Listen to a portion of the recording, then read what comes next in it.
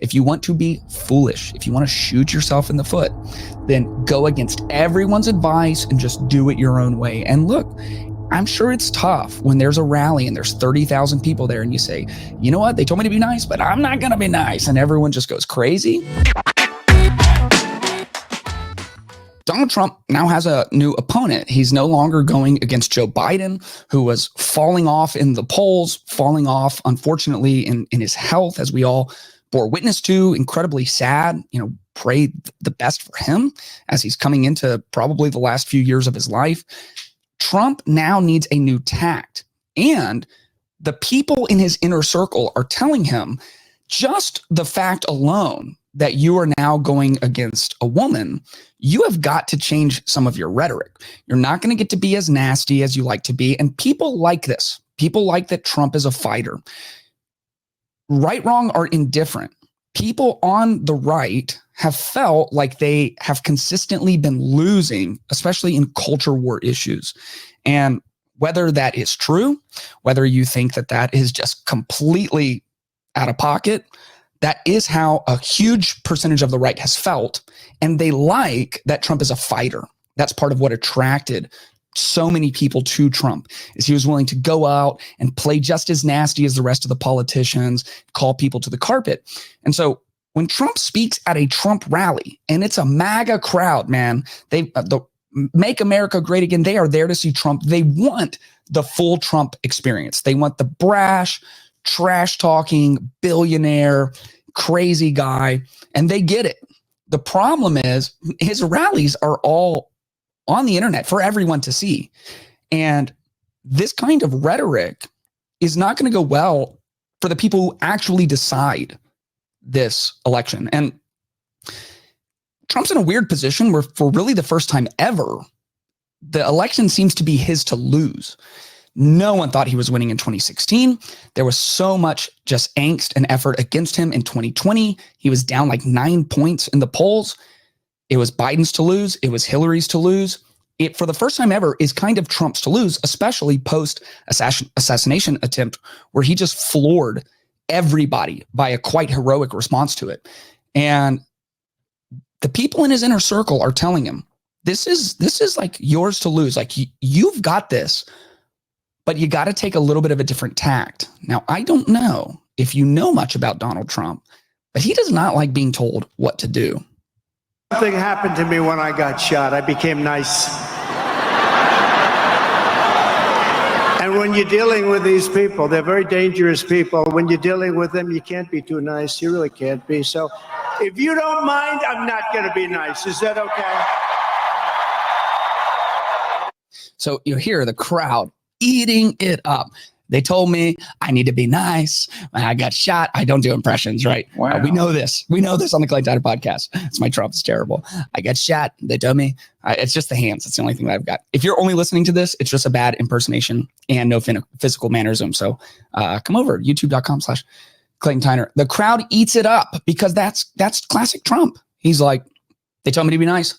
I'm not going to be nice, builds it up. And everyone's like, yeah, throw her under the bus, and he's saying things like Kamala's dumb as a bag of rocks, Well, you hear a lot of kind of the word salads that she puts together. You understand what he's getting at. He calls her Lion Kamala.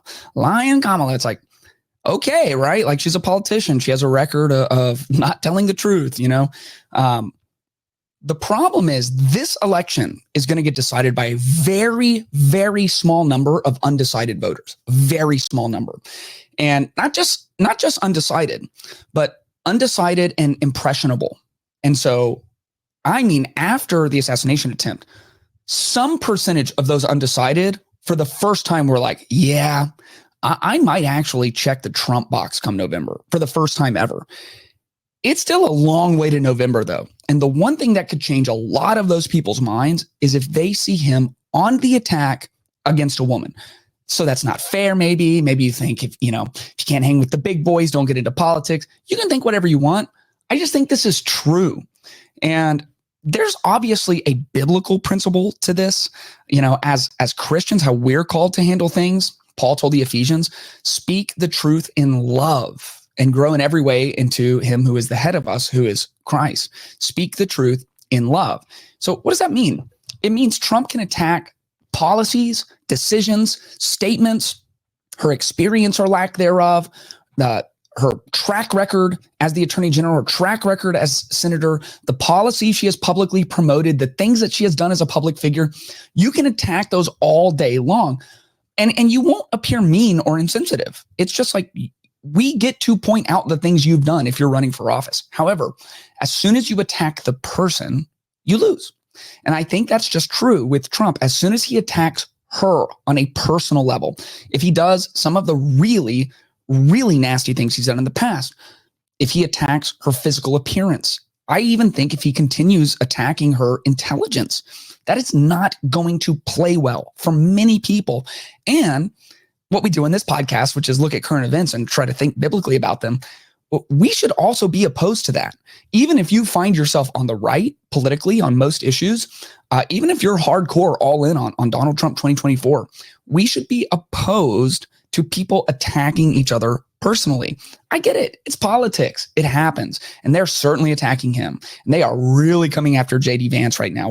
We're seeing all of that. They're calling him weird and making up stuff with him in couches, and they're doing all of this nasty stuff. So does that now give you the right to do it? Well, for me, as a follower of Christ, the answer is just kind of obvious, and that's no. And Trump is claiming, I mean, last week he said, I'm a Christian. I love you Christians, and I'm a Christian too. It's like, great. A Christian is a follower of Christ, which means you do the hard things that Christ asks you to do. And I think a bigger issue is the fact that we have a class of politicians who are not willing to listen to wisdom. Part of this is because our politicians are so old. I mean, the ruling class is geriatric at this point. Kamala Harris is like being treated like she's 28 years old. She's so brat. She's so Gen Z. She's 60. Now, 60 isn't ancient, but it's just like, it's also not Gen Z, right? Like, she's the young candidate. We can't believe how young she is running for president. It's because Trump's 78 and Biden's 744. So, wow. We have these people who are so set in their ways, and there's a real danger. I mean, there is a chance that Trump will lose this election because of how he talks about Kamala Harris, in complete just refusal to follow the advice of his inner circle. Proverbs 12:15 says, a fool's way is right in his own eyes, but whoever listens to counsel is wise. There is wisdom in a council of people. And so many people are telling him right now, just tone down the rhetoric, and maybe he will. Maybe he'll start.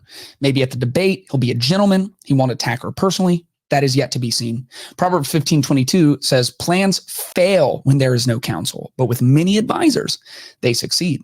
If you want to be foolish, if you want to shoot yourself in the foot, then go against everyone's advice and just do it your own way. And look, I'm sure it's tough when there's a rally and there's 30,000 people there and you say, you know what, they told me to be nice, but I'm not going to be nice. And everyone just goes crazy.